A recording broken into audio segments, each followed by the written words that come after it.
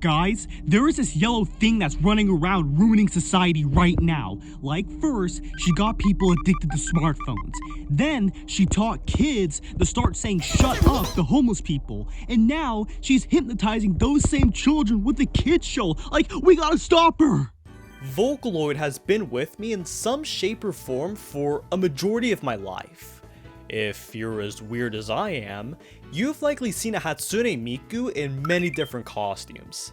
Strawberry Miku, Iron Miku, Racing Miku, Red Miku, the Rubber Ducky Miku. So, we return once again to the year of our Miku, 2007. Miku made Vocaloid popular, and suddenly, whoa! Songs and anime girls!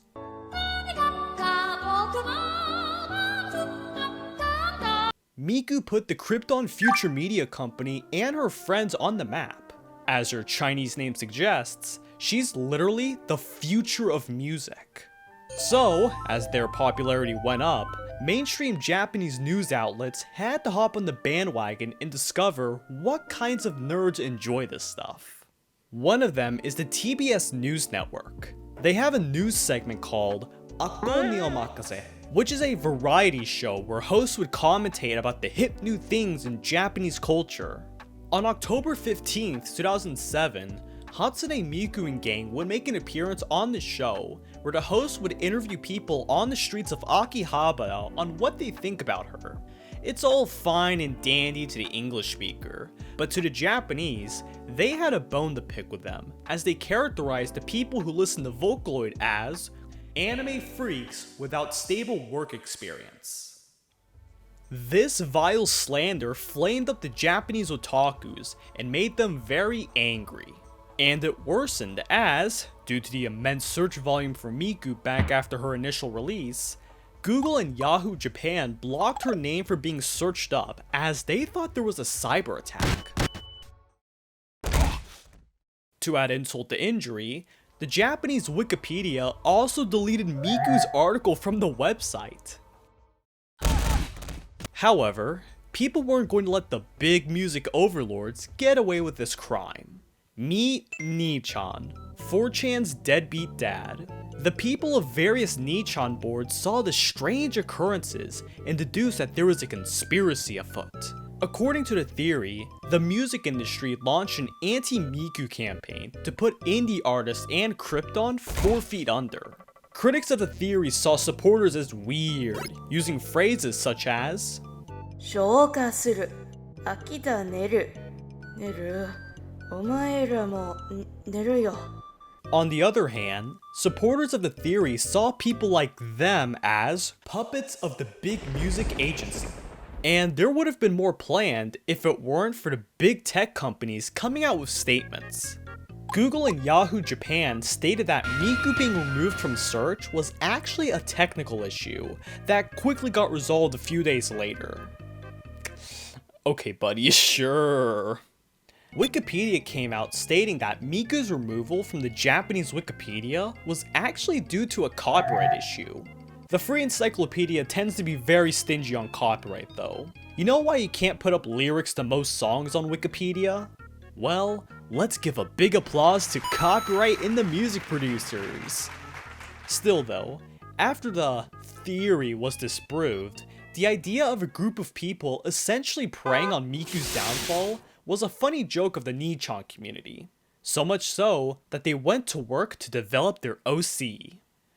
A few days later, on November 1st, 2007, an artist came onto the board by the name of Smith Hisoka to develop a character that best fits the personality of what would later be known, Akita Neru. Okay, stretch the arm, grab the pen, and... Ooh, I think I can market her to teenage boys. Personality? Tsundere. She has dreams of becoming a singer, but she is widely seen as rude, angry, and kind of off-putting for a 17-year-old outcast. It's a jab at the quote-unquote puppets of the agency, who the people of Nichan likely believed worked in slave labor or something like that. Profession, writing agency. Honest work makes a woman. All Neru does is write marketing material for a company as a part-time job, earning a well-deserved hourly wage of 700 yen. Still more than a month's salary in Venezuela though. Musical instrument? Phone. Not the iPhone, that was way before her time. She's a flip phone type of girl. You'll see her beeping and booping the buttons, trying to earn her Starbucks money as fast as possible. Fun fact, people in Japan still type using the numpad method on their modern phones, as it better suits their language. I can't do it fast because I'm some filthy westerner. Only someone as internet savvy as Akita Neru can type at lightning speed. Speaking of Japanese, quick Japanese lesson. Akita Neru's name actually has a funny meaning, as it's a direct pun to the words used by the so-called puppets of the agency. Specifically with this phrase, Akita Neru. Akita means something like to have gotten bored, while Neru means to sleep. Swap the kanji of Akita to something similar sounding, change Neru to katakana. Baby, we finally have her. Ah, sweet, Banana Miku's finally real. She was quickly adopted in the community as a total farce to Miku, which would be seen in all the freaky creations that the fandom would make. I've already talked about how Triple Baka made Neru the phone girl. Frankly, it's more iconic than any of Miku's lines in the song. So instead, we need to talk about Neru's other personality trait. Say the line, Twix Miku. Yeah! The single most famous Neru song is Gulcha Gulcha Urusei, composed by Owada P. It's one of the most classic Vocaloid songs, so if you ever see someone who's been in the fandom for a long time, they'll know the 50 ways the Lemonade Miku told them to shut up. Brushing your teeth, doing your homework, donating to an orphanage. The last one wasn't even in the song, but it's something Neru would say. What? Are you stupid? If I have to analyze why this song is so beloved, I like to see it as more of a therapy session that follows Neru venting out to the therapist. Us? She wants to be taken seriously and have some independence of her own, even calling out her detractors by calling them hypocrites. But she feels her haters will always find a problem with her beeping her phone or whatever. What I'm alluding to is that teenagers who feel like their parents have too much control at least know that Neru is suffering the same issues as them. She never got taken seriously by anyone, not even by her forefathers from Nichan. Adding insult to injury, it's actually quite funny because Neru is voiced by Miku's voice bank in the song, but at a higher pitch. Sorry to break it to you, but Neru never had an official voice. It sometimes switches from a higher pitched Miku to a lower pitched Rin Kagamine, but at least for Owada P, he tends to stick with Miku's voice bank. A couple other producers have used the Neru character for more sassy tsundere songs, but without an official voice of her own. I suppose most people will always see her as the Cheese Miku. It's always respectable to see a bigger entity care for the little fellow, like a muscle man protecting a person from getting bullied. Would anyone really want to speak out for a thing created as a joke? Your Honor, I'd like to bring in my surprise witness.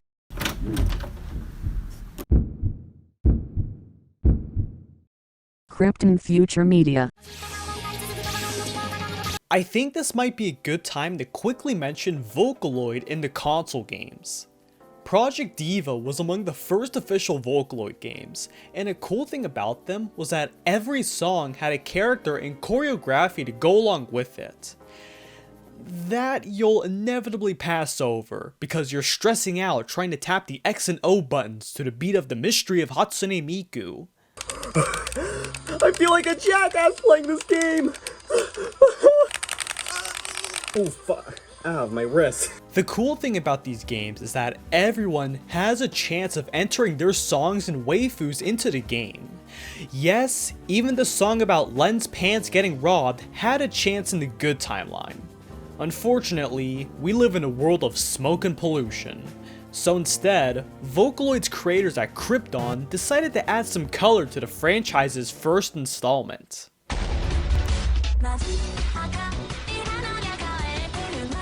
This is like the equivalent of your idiot childhood drawing of a dog making it onto a cartoon show. You can't ever peek again from that. Krypton had adopted Neru into the Vocaloid canon, which might as well be the biggest endorsement she can get. She didn't get an official voice, but a voice did speak up for her. Oh, look at her dancing. She's probably earning minimum wage and royalties now. You can even play as her in-game. I like the costume where Neru looks like a pirate. This is what someone would wear to a rave while getting drunk and having their teeth fall out from scurvy. Arrgh. I gotta rant for a second. I keep getting the occasional question on where I got my Twin Drills plush. It's the round 1 Teto plush that I got from eBay last October, back when they were around 40 bucks or so. Now they're around 150. What? I got very lucky with my redhead idiot, because I'm shit out of luck with my lemonhead. The Good Smile company only had one official release with the Neru plush, and nowadays they're extremely rare. It's the same situation with a lot of other Vocaloid plushies. If you're not Miku or the other yellow Miku, it's over. It's Miku over.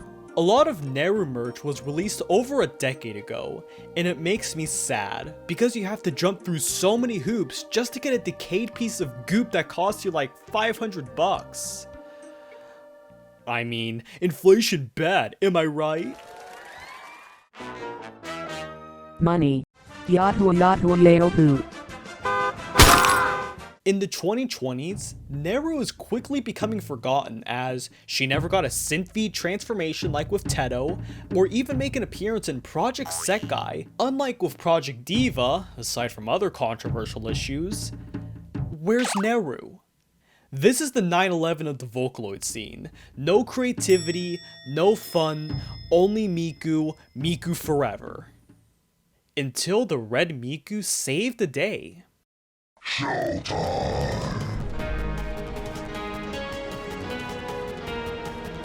We're in a new era, baby. This ain't Akita Neru anymore. She's now the yellow one missing from Mesmerizer. I know I said I wasn't going to talk about Triple Baka, but screw it. Let's talk about Triple Baka. It was a lot of people's first introductions into Vocaloid. Kind of the same thing with Mesmerizer nowadays. So here's my little theory for you. Mesmerizer is the new generation's Triple Baka.